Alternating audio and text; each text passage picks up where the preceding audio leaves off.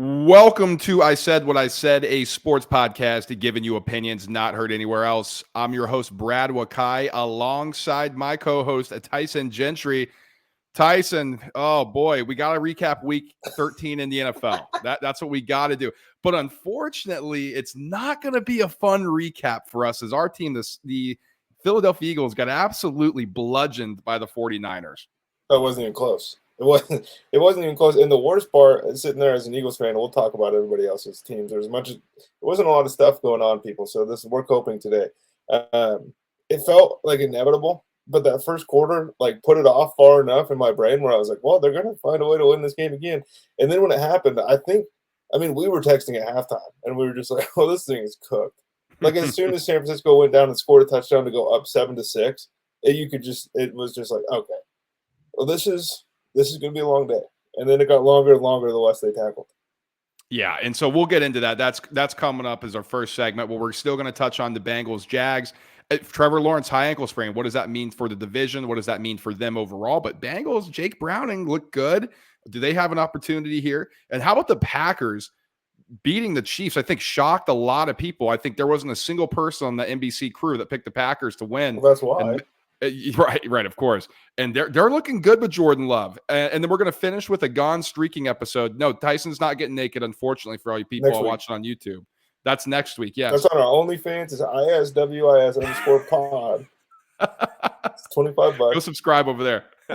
But we're going to talk about the teams who are starting to put together a win streak and a team that's got a losing streak, which makes things interesting as well in the NFC. So we'll talk about that. But Tyson, let's dive into it. I know you teed it up off the top here.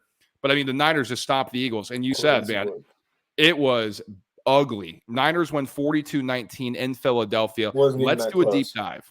Wasn't even close. 42-19 makes you think, maybe it was close at one point. It was comfortable for 45 minutes for San Francisco, for Kyle Shanahan and the coaching staff. They've probably been scheming up this game for, the better part of all of last summer into this year. They were ready.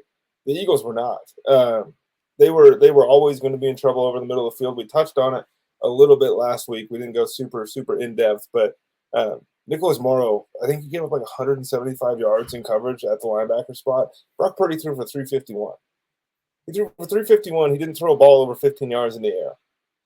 That was just, okay, we have better players than you. And but at the end of the day, that's, when you have 30-year-old corners, 31 and 32-year-old corners, you have an undrafted safety in Reed Blankenship, who's a nice player, but pedigree-wise, kind of what he is. It's always nice when he's making big plays, but when he doesn't, you're kind of just like, okay, that's to be expected. You have undrafted guys, Eli Ricks or Josh Jobe or Mekhi Garner running around out there playing slot corner, and then Kevin Byard, who's been on the team for a month. They got smoked. And I thought the offensive line for the Eagles actually did better than the numbers would have indicated, because Jalen Hurts was just standing back there pointing around. At a certain point, and this might be a little bit too Eagle-centric for the pod, but it's like when Marcus Mariota comes in, you unveil all the quick hitters that you've been hiding from the rest of this offense for 11, 12 games now. And as soon as the backup comes in, it's like, oh, so you can run those. You just want to take plays that take 40 seconds to develop. And I understand they didn't run the ball. It's just, I think, a bad game script. I think once they got down, it was like, okay, let's catch up. Because it was a snowball effect. It was like, if we don't go down and score now, the game's over. And then that just kept happening. And there's really no adapting that I felt like could have been done in game. They lost the game the moment that second quarter started. Yeah, I thought really honestly, when the Eagles kicked their second field goal in the first quarter, I was like, you can't get into the red zone twice, force 2 3-and-outs against this Niners team, and only get 6 points. I think that was where the game was lost. Now, it's easy to say that in hindsight, because if they win that game, that's just a footnote. It's just in real time. But it did, right? And that's what happened, right? It just, all of a sudden, the 49ers felt like, okay, we kind of got away with a couple here. Kyle Shanahan figured things out. Brock Purdy was able to find a rhythm after he didn't early on. And like you said, it was a snowball effect. What it was to me, and everybody's going to be talking about this, right? Now the 49ers have proven they're the best team in the NFL. They completely decimated the Eagles. I think it's easy to point that and say, yes, that's the case. We got to also remember here, the Eagles are playing their third game in 13 days. And I know when people hear that because they hate the Eagles, they're going to say, oh, that's just an excuse. I don't think anybody in that locker room, nobody's covering the Eagles, is using that as like they only lost because of this. It's a reason. This is the NFL. You're tired. 3 games in 13 days is crazy. That's a tough stretch. And the 49ers were coming off of a Thanksgiving game. They had 10 days of rest. This was a perfect storm for them to come in and whoop the Eagles. Now, they had to do it on the field, and they did it in an emphatic fashion. But what they were able to do, Tyson, from a macro standpoint, I think is the bigger concern when you're analyzing these two teams in a potential rematch in the playoffs. Because the Niners, they just got things rolling on offense, and the Eagles did not have a single player out there that could do a damn thing about it. Like, there was zero pass rush that after the first 2 drives that made Brock Purdy speed up. There was zero team speed out there in the linebacking core and secondary. They had no answer for anything that Kyle Shanahan threw at him offensively. And when you look at a rematch, can you expect anything to change going forward? That's where I think people are looking at this and saying, okay, I think we know now who the best team in the NFC is. Yeah, I didn't see anything from the Eagles defense that makes me think if they meet again, they're going to have answers to the test. It felt kind of like when I was taking Algebra 2 in high school. You could have given me that bad boy 100 times. I don't know the answers, man. Like I've seen the questions. I just don't know the answers. The other question that this game kind of brings along is we were all so sure before this week that these were 2 teams that were going to be playing in the NFC Championship game. And I think you wouldn't be wrong to wonder if that's still going to be the case, because that was the most vulnerable Philadelphia has looked since the end of 2021.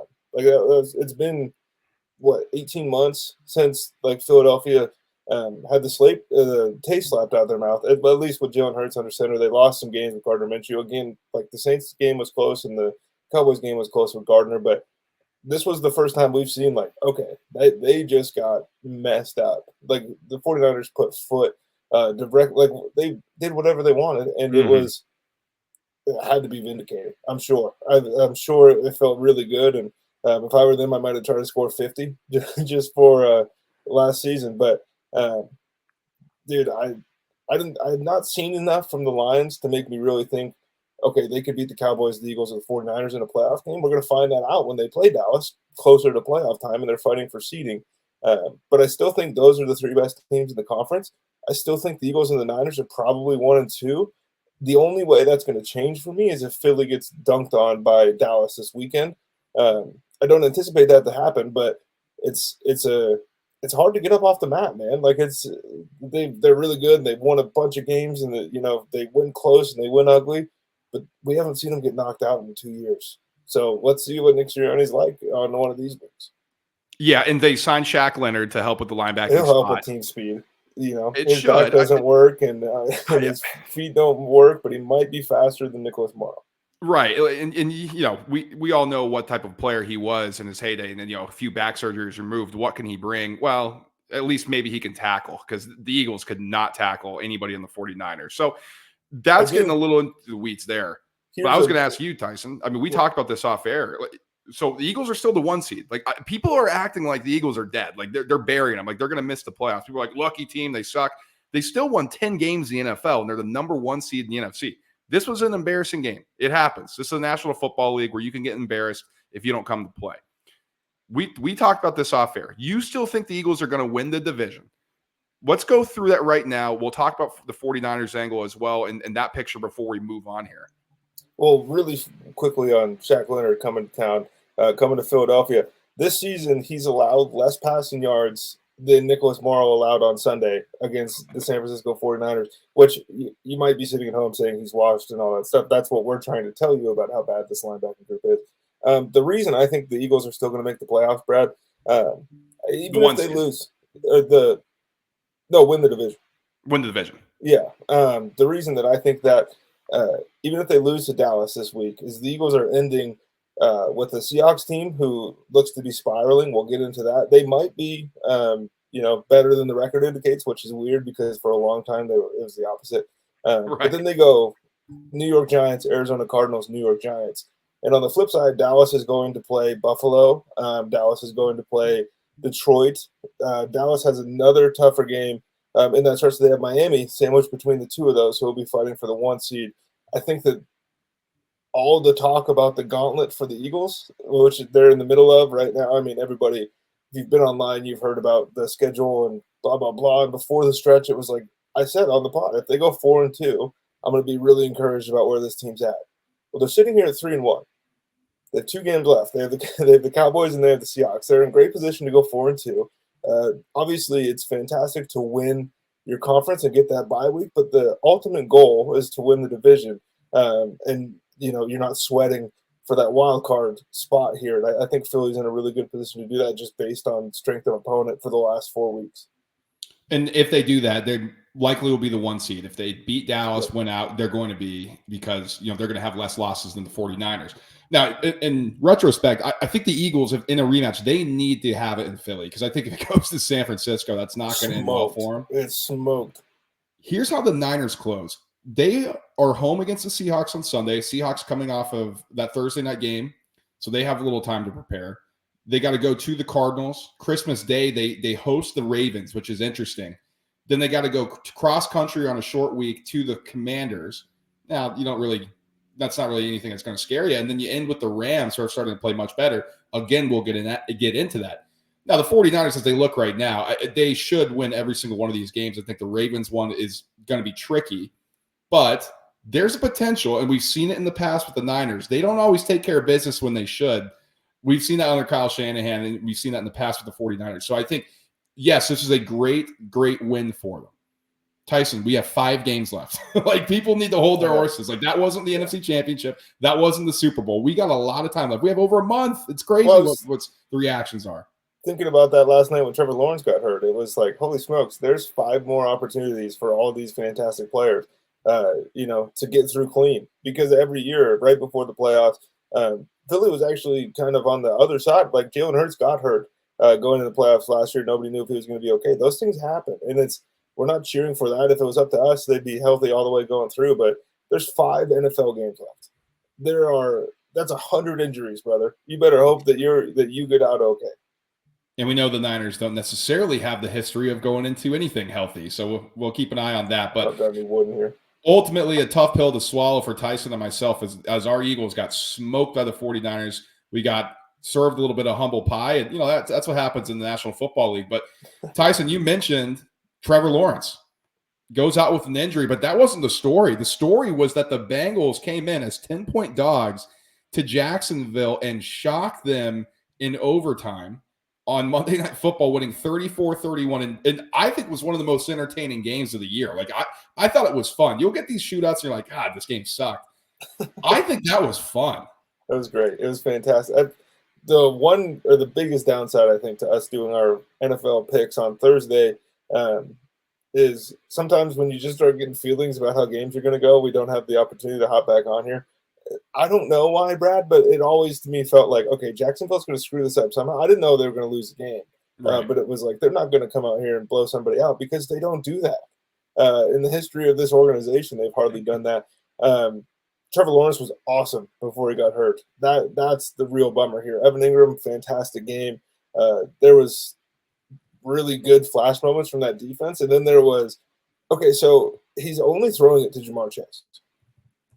Can we cover this guy? Is it we're just going to play press and with no safety help over the top? Well, there's a 70-yard touchdown.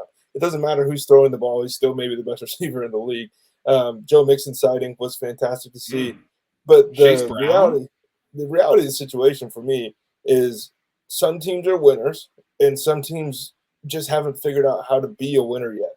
And the Bengals, no matter what the record is, you can ask every team they've played. I promise they don't want to play them again. It's not fun. You don't get the week off when you play the Bengals, whether they have Joe Burrow or not. And Jacksonville had the fantastic comeback in the playoffs last year, and it still doesn't really feel like they understand, high level football, high level situation. Like they lost moments last night to Jake Browning at the end of the game, and you want to win a Super Bowl, that's going to be tough. Yeah. On our preview, I teased them down from their 8.5 number to 2.5 because I said I think this is one of those games that the Jags, they don't necessarily compete. And like you said, I didn't expect them to lose, but for a while there, let's be honest, for a while there, it was looking like the Jags were going to blow them out because it was just screen pass to Chase, no yards, couldn't do anything on offense. And all of a sudden, Browning, when he caught that throwback, looked like he got bent a little weirdly backwards. And it was like, oh yeah, that's right. I'm a quarterback. I'm just going to bomb it down the field. And they had success. Hats off to Zach Taylor, because all we've heard without Burrow, this guy sucks and this and that. I thought this was one of the best games he's coached, to be completely honest. Like, when you look at this as a neutral party, that was impressive, the type of game plan that he put together offensively.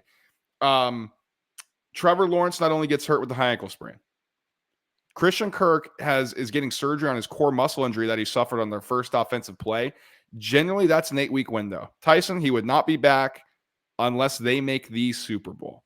So that's another weapon that's gone. Calvin Ridley's going to have to step up. How about my boy from Penn State, Parker Washington, stepping up in a big way? A little Penn State sighting there. That was cool to see for me as a fan. But I think when we look at the Jags overall, and I was out with my mom, I'm here in Arizona on holiday right now, or for the holidays. She was asking me, Jags were 8-3 at the time. I was like, I think they're a little fugazi. And I couldn't quite put my finger on it, Tyson, but it's like a combination of the defense and what you said. It just doesn't feel like they know quite how to have the success right now. And we've seen Doug Peterson, win some pretty big games with his backup quarterback. So potentially Jacksonville might be okay. Beathard didn't look as bad as I expected when he walked in. But at the end of the day, man, there are just little things, and it's almost intangible. Like when you see them, but you can't really put a finger on what it is. And that's how Jacksonville feels to me. It's just too much finesse for me personally, for what I like to see in my high-level competitive football teams. And like Cincinnati out physical you, which is what they do to end the game. That they did not start that way, but once it became not cutting time and it was like, all right, let's go win a football game. They were hitting. They were winning the line of scrimmage. They were winning releases on the outside, whether it was corners or except for at the end of the game, man. That was an all-time bad hold there. But there's nothing that has made me think that Jacksonville is a legitimate contender this year, and nothing changed last night. I don't, honestly, to be fair to them, they could have won that game by 50, and I don't know how much my mind would have changed. But let's end on this, man. Jake Browning told us, I played a lot of high-level football. I've won a lot of places. You remember the first time Washington made the playoffs? You're welcome. You remember all these wide receivers I put in the NFL that ended up busting right away? You're welcome. And then he came out through for 350, looked like what Chris Collinsworth was pretending Tyson Bagent looked like. That's how Jake Browning looked like last night. Yeah, and before we move on to the next segment here, Tyson, we got to talk about the Jags, because now there's an expectation that Trevor Lawrence could be back despite the high ankle injury next week. I don't think he can miss any time. And yes, CJ Beathard didn't look horrible, but he can't lead a team for a 2-game stretch, I don't think, if you're truly trying to hold off the Texans, who found their mojo again this week against the Broncos, winning on the last second play. But if Trevor Lawrence is out, do you think, or for an extended period of time, let's say he misses a game, do you think the Jags can still win this division, or are you looking another direction? I think they can still win the division, especially with the game they just won over Houston. That's going to go a long ways, obviously. But it's kind of a damned if you do, damned if you don't situation, because the reality of the situation is if Trevor Lawrence comes back right away, the odds of him getting hurt again and making it worse skyrocket. And if he doesn't play, then your odds of losing the game and maybe losing the division lead skyrocket. So it's like, do we want to damage this guy? The one thing I will say, and it doesn't have any actual bearing, it might just be in my head, Trevor Lawrence hasn't gotten paid yet. I think that if Trevor Lawrence had gotten paid, this is a 2-week injury, but he hasn't. And so I think the ownership and Doug and all those guys are going to get your ass back on the field, brother. Yeah, they need him. He's since that Houston game when we had some question marks at the end of that, he played exceptional against Houston, played really good in this one. If they don't have him out there, man, I think the Jags can be in trouble, and we could be looking at a team who is in a comfortable lead in the division to all of a sudden, going from hosting a playoff game at home to now they got to go someplace else and they're banged up. That's not a good recipe. That is for sure. But Tyson, let's get into this one to close here before we move into Gone Streak. And how about the Packers, man? I mean, Matt LaFleur, 16-0 in the month of December. The dude just knows how to win when it's holiday season. Jordan Love, my goodness, he looked bona fide like franchise QB. what is happening in Green Bay, because these young players are starting to play. It looks like they're starting to gel. They know their roles. The defense, it's starting to play better after they got smoked early on in the season. What's going on at Lambeau? Well, real quick, D'Amico Ryan's plus 250, coach of the year right now on FanDuel. If you believe, like Brad believes, that the Texans are going to make the playoffs, it's going to be hard to deny that guy, the coach of the year. But Christian Watson heard me talking shit. That's what happened with the Packers game. I was sitting here last week, give me Jaden Reed, give me Wicks, and I still might feel that way. But this it was the most Christian Watson game ever. It was like, holy smokes, he's going to be so good one day. Oh, he's too athletic for his own body. And then he's on the sideline, hurt his hamstring. The story of the game, everyone's going to want to go, what's wrong with the Chiefs? What's wrong with the Chiefs? I'm sick of talking about what's wrong with the Chiefs. It's the same thing that's been wrong since week 2 when we saw him, or whenever Chris Jones came back. Jordan Love looks good. Yep. Full stop. Like, Jordan Love looks like a good player. He might not be Brett Favre. He might not be Aaron Rodgers, no matter how hard they're going to try to make that happen in the media. And, maybe one day it will be. He looks like a competent NFL starter that you can start now for the next 5 years. And the Packers are going to look very smart for the contract that was signed this offseason. That was my main takeaway from the game, because everybody in the entire world didn't want to give this kid any time. And I said, and I still believe, it's a little different than evaluating Bryce Young or C.J. Stroud or Anthony Richardson, just because he's not actually a rookie. Mm-hmm. It took him a minute, and it also took this offense a minute to figure out who their best players were, because the snap share and the snap percentage amongst these skill position players is far different than it was the first 4 weeks. Matt LaFleur has figured this thing out.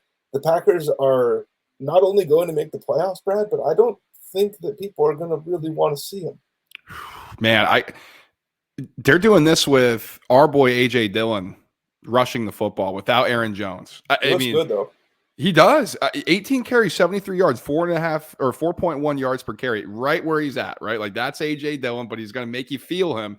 And we all know in Lambeau, when it's cold, who wants to tackle that guy? And the Chiefs did not want any part of him. Tyson, 9 different players caught a ball. Now, like you said, Christian Watson was the standout. He caught 7 of them.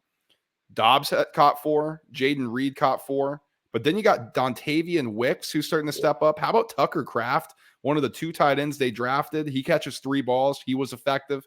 And then Malik Heath, the guy who's been a blocker, who's been a special teams guy, all of a sudden he starts finding a role here. Like you said, LaFleur's figuring things out. And then Collinsworth kept pointing this out. I don't know. People may have missed it.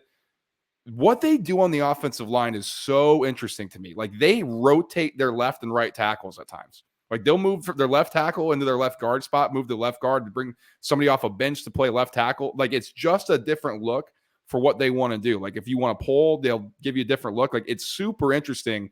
It's high-level football what Matt LaFleur is doing there. And I agree with you. Like, it took him and this offense time to figure out, okay, what's our strengths? What's our weaknesses?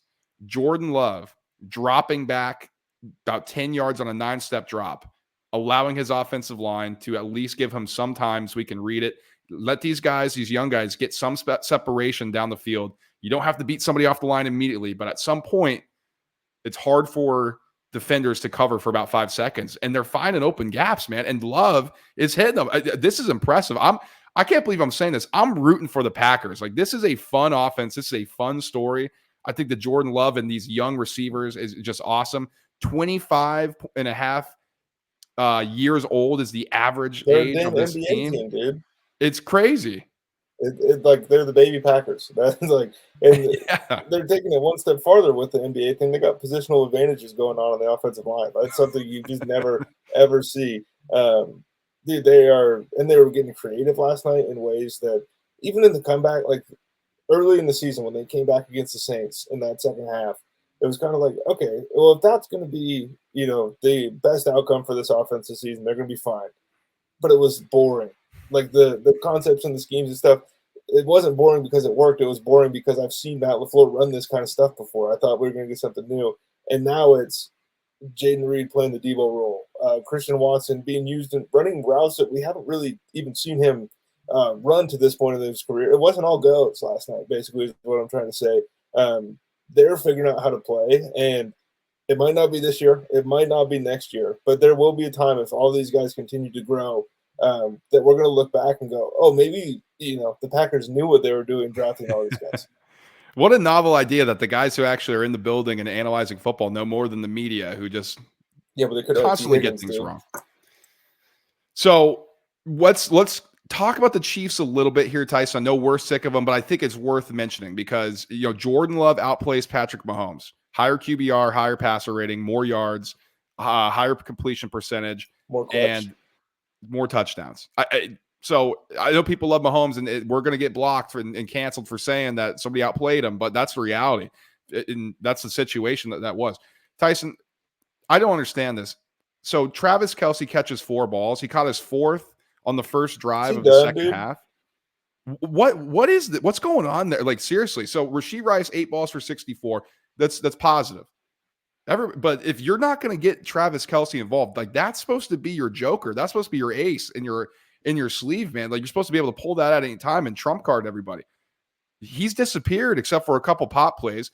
Doesn't look like Mahomes is targeting him as much. Only 5 targets, really? Like, that's what we're doing here? So what are you seeing from the Chiefs on the offensive side of the football? Well, let's just get into Kelce real fast. Is it a combination of two things, or is he just maybe a little like he's heading over the cliff? He still had these fantastic games this year, and he's getting tripled, and that's kind of where I would say maybe it's a combo of things, but he certainly looks less explosive, at least to our untrained eyes here when we're watching him move around. And it looks like, unfortunately, a little bit of a different player. And that's a major bummer for the Chiefs because I think with 100% Travis Kelce that we've seen, for the decade prior to this, they're going to win that game. He's just going to find a way to catch 7-8 balls. They're going to beat the Eagles. Going back a couple weeks, they're going to be sitting here right now with 1 loss, and this is the best team in football. And who cares if the 49ers pumped the Eagles this weekend? Like, They got to see Mahomes and the Chiefs. And now it's kind of like, oh, the Chiefs can't score with you. That doesn't compute. No, it doesn't. And that's the weird thing. And Tyson, this defense has been awesome. Was there a blueprint that the Packers just put on tape on how to attack them? I can't believe we're saying this. This young Packers offense has put a blueprint on how to beat this Chiefs defense that nobody else has been able to figure out. And if that's the case, I can't believe I'm saying this. The Chiefs are in trouble because I don't see this offense getting any better. Like Pacheco going for 18 carries on the ground for $110 and a touchdown. That's awesome. That doesn't scare me. Like, please hand the ball off to Pacheco. Take the ball out of Mahomes' hands. So they're going to have to figure it out. And because of Kelce, like you said, if he's maybe, slowing down a little bit here, and it's just Rashee Rice, oh my God, they're in trouble. And I hear this all the time from people, and it's the dumbest thing. The Chiefs did this to themselves. Like, they've been investing fairly heavily in wide receiver. They just picked the wrong one. Sky Moore, wrong one. Traded for Kadarius Toney, wrong one. Rashee Rice looks good for now, but he still looks. He was so raw coming out of SMU that this is kind of like a wow. I can't believe he's doing all these things right now. He's still on the field half the plays. Like, you're not scaring anybody if your number 1 wide receiver is playing 65% of the snap. He's got to be out there all the time. This is, as weird as it is to say, it's kind of starting to feel like maybe this is the soft reset on the offensive side of the ball because some things have to change. We love Isaiah Pacheco, and I think he's the only one that you can look at that contract and look at what he contributes and say he's going to be on the team next year. I think that there's a non-zero chance that Travis Kelce retires with the 10 surgeries he talked about in I think the Washington Times or whatever it was, alongside with Sky Moore can't play. You got to figure that out. Like, Justin Watson is catching entirely too many balls. He's running entirely too many routes for a team that wants to be this good. Rashee Rice will be there as well. I should have mentioned him with Pacheco, but invest as much as you want in the offensive line. Those guys aren't that good, man. Yeah. Like, it's just Creed Humphrey's awesome, but you didn't go out and pay him $400 million. Like, when you look at these tackles that they have, they paid a lot of money for production, that they're not getting. It's hard to feel sympathy though because the Chiefs have hit on everything for 7 years. And Veach, if he has a track record, he's going to figure it out. So we'll see. We'll see how they rebuild. But I agree with you. This could be a soft reset. So definitely something to keep an eye on. And, of course, they're going to win 5 games in a row. We're like, what were you talking about with the Chiefs? They're going to win the Super Bowl. They're going to win the Super Bowl. Right. And we're all going to be like, oh, you're so dumb for thinking that they suck. Exactly. So, Tyson, let's close with this. Let's get into gone streaking, man. And we talked about the Packers. just now, and so we won't touch on them too much here, but they've won 3 in a row. They're up to 6-6. Like, they got a real shot to make the playoffs. Like, I think you got to keep a real eye on them. And so that's what I'll say about them here. But we want to focus on some of the other teams now. The Cowboys are on a 4-game win streak. We don't want to dive into that. Yeah, we know that they're good. The 49ers, they're on a 4-game win streak. We know they're good. So we're not going to dive into that too much. What we want to look at here are teams on the fringe who have positioned themselves due to their winning streak to potentially make the playoffs. So let's start with the Indianapolis Colts. I mean, they've won 4 in a row. This offense, I mean, what can you say about it? I mean, even with Gardner Minshew, they're putting up big numbers, but they're now 7-5. They're a game back from the Jags. They own the tiebreaker over Houston. What do you think about the Colts right now? I have no idea. I think if anybody told you that they knew for sure, they'd be lying. I think one thing I know about the Colts for sure is that Shane Steichen was the right guy for the job. Like, the more this season goes along, it's like, oh, the Eagles might have actually had the best coaching staff in the league last year, and it might not have been that close. Shane Steichen is amazing. Like, the way he's scheming this team up, this is Gardner Minshew and Zach Moss are coming out here and beating your favorite team. I don't know how many other offenses, that could say anything remotely close to that in the history of the NFL. And I understand they're 7-5, and so like the defense still can't stop a nosebleed, and all these things. Michael Pittman Jr. has been awesome. Alec Pierce sighting this weekend for the first time. My boy. Basically a year. He had that big Monday night game. At least for us, I remember that because we bet on it. I don't actually remember the numbers. He hit the over. That's all that we really needed.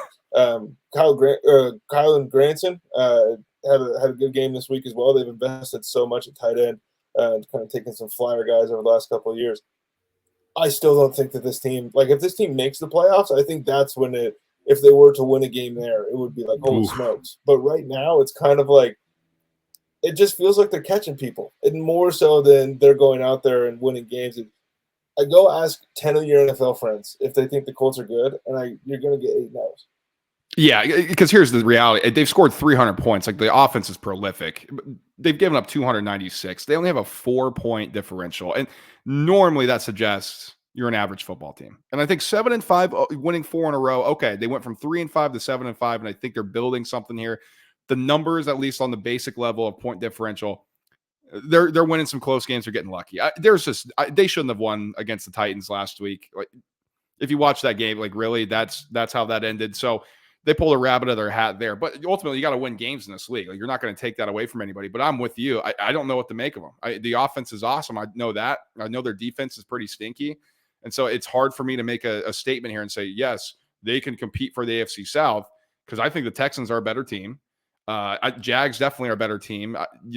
If Lawrence misses a couple games, we can have a different conversation. But this is a fun win streak. It's fun for Indy, man. Yes. Like, they're having a good time. The offense looks good. And so 4 wins in a row for them. How about another team in the NFC, Tyson? The Los Angeles Rams are sneakily starting to play some good football. They've won 3 in a row. They're now up to 6-6. They're second in the NFC West division. A lot of it has to do with Kyron Williams, their stud running back, coming and getting healthy. Puka Nacua, he's been opened up. Cooper Kupp, he's not quite the same guy as he was, but Matt Stafford's starting to play really good football here for the Rams.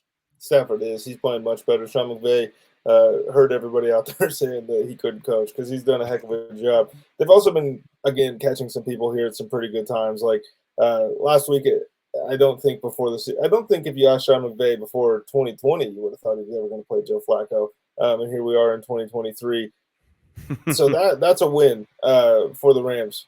What is concerning a little bit about this team for me going forward is they just are so one-dimensional, like truly. And it's the same way the Eagles beat them. It's the same way pretty much every good team they've played this year has beat them. It's if you can take away Kyron Williams, and then it's just going to be the classic Matt Stafford hyper-targeting 1 or 2 guys, because you don't have to cover 4 dudes when you go play the Los Angeles Rams. You got Puka Nacua and Cooper Kupp to watch out for. And depending on the quarter, it might be it could just be one guy is getting all the targets here. And that's not a sustainable recipe. And I think, they did a heck of a job at it against the Browns.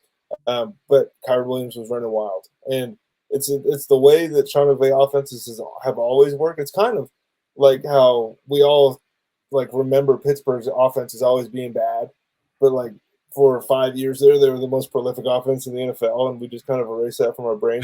We're like, we forget that this dude Todd Gurley won freaking MVP. Like, this is how he wants to run his offense. There was a reason that team went to the Super Bowl, and then obviously they go and win it with a different quarterback, and so we switch our minds.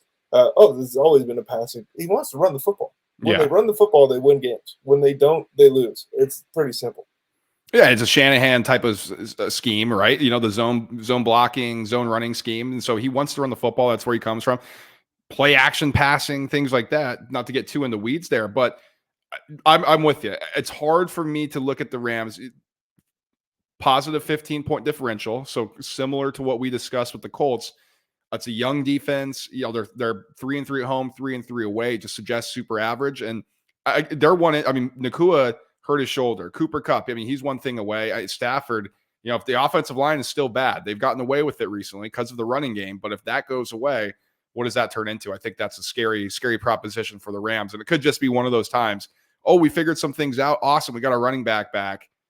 Now defenses know how to attack it. You kind of take that away. You know how to counter that. Then they could, again, run into a cliff and be capped on what their talent is. But Tyson, how about two teams we can discuss on losing streaks? The Saints we touched on a little bit last week, but they're lost 3 in a row now, and so have the Seattle Seahawks, now at 6-6 after once leading the division, as they are now 3rd in the NFC West. If we want to talk about both these teams to close here, just what are you seeing from both of them? Do you think they can turn it around? Is there any positives that you see with them? In New Orleans, no.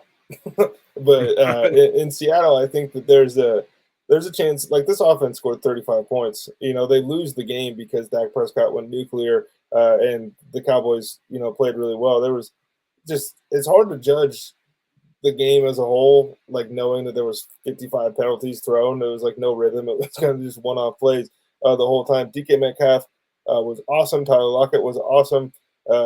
Jackson Smith and Jigba is coming along very well. Zach Charbonnet, like, this is a team that's running without Kenneth Walker, and they go as Ken Walker goes. I'm a Zach Charbonnet fan. I think the last couple of weeks have shown us there's a pretty clear difference between the boost that you get from a Ken Walker versus what you get from Zach Charbonnet. I don't think Seattle's dead necessarily, but it's one more loss, and it's going to, you know, come unraveled.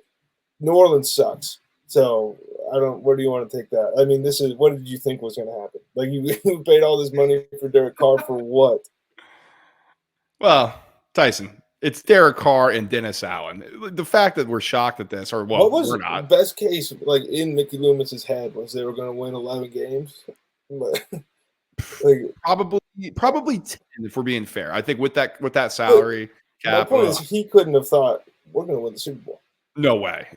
Right. Like, I think they just were this. I think he saw what was going on last year and he thought Carr could stabilize it. And in fact, it's tanked it. Like, at least with Jameis, you had explosive play. Like, there is nothing going on. No, Carr played better in the second half against the Lions. I do want to point out. So it's not all, we're just dumping on him all the time. I thought he actually played much better in the second half. That's what he does, though. Like, that's what he did in Vegas and Oakland. It's like, oh, the game's out of hand. Well, I'm going to put up 400 yards. Exactly. And he's hurt again. This dude's been on the injury list every single week. And so, yeah, I don't see anything improving for the Saints. But the Seahawks, I'm surprised they've lost 3 in a row. You know, Pete Carroll feels energized this season. Like, he especially in that Dallas game. I mean, he was jumping on the sidelines. He was into it. For them to be losing 3 in a row, and I guess maybe we shouldn't be shocked, Tyson. It's a younger Seahawks team than we've seen in the past. So I think there's a learning curve here. But how about their offense and Geno Smith bouncing back and really torching the Cowboys? I mean, I don't know how many people saw that one coming. Both teams off a bye, and it was the Seahawks with the prolific offense. Unfortunately, their defense just couldn't hold up to whatever the Cowboys' voodoo is at home. But I think that was encouraging. It just, for me, it's too little too late for the Seahawks with 5 games left for them to position themselves to be in the wild card. Eagles and Niners, too. They have Niners and then Eagles the next 2 weeks. And by the time you get to the Steelers-Cardinals stretch of the schedule, it might not matter for Seattle, which is unfortunate. I think they're a team that people like to watch.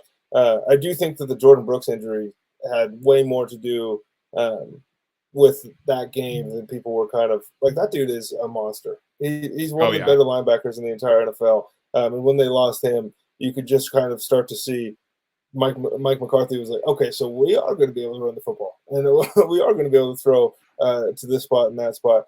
And real quick on Dallas, kind of, it sucks for Eagles fans and everything. Are you enjoying this Brandon Cooks resurgence that seems to be? I love upon us? Brandon Cooks, man. It's like this dude is 30.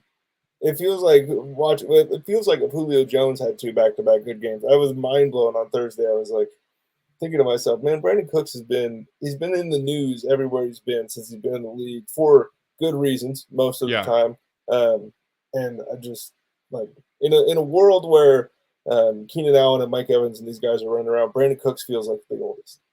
I know it's crazy. And also shout out Mike Evans, 10 seasons, 10 consecutive 1,000-yard receiving seasons.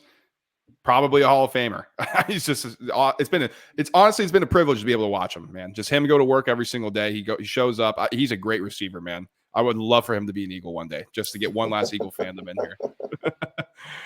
Okay, Tyson. I was looking at the board here for betting. I can't put out anything here on money making time. I'm not going to lie to you. If we think we like a line that we want to get ahead of, sometimes we put it in here. I don't have anything I like here. I don't know if you do or if we want to get out of here. I wish I could bet the unders on the amount of viewers that the Thursday night game between the Patriots and the Steelers is about to get. That's going to be bad. That is going to be a gross one. But Tyson, if we do find any plays, where can they find them? They'll be in the Chalkboard app, whether you download your apps in the App Store or Google Play. It'll be on there for you. The group name is ISWIS Presents the Roundtable Bets. You can just type that in. We'll let you write in. It's free. We have some good college football this weekend. We have obviously some NFL. We're getting ready for bowl season. We have college basketball is kind of under the radar right now, but this is one of the better times to be watching. Get your March Madness stuff ready now. Brad's not going to talk about his Dukies, and that's okay. We'll let him slide today. But just hop in the Chalkboard. We'll let you write in. It's free. Let us know what $5 parlay you got to win a house. And in the meantime, I'm sorry, here we go. In the meantime, like, subscribe, and share the show. If you're watching on YouTube, smash that like button on the way out. And if you're listening in podcast form, please rate and review if you haven't already. 5 stars would be preferable. If you have a comment, go ahead and ask us anything in there. We'll answer the question on the show.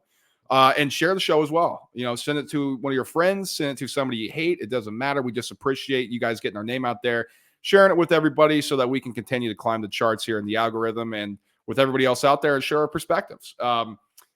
Social media, give us a follow there. X, Instagram, TikTok, same handle for all 3. It's at ISWIS_pod. Tyson and I will be back breaking down what just happened in the college football landscape, as there's a lot of people upset with the college football playoff. It's going to be awesome. We're going to be breaking that down. So join us for that. Till then, guys, peace.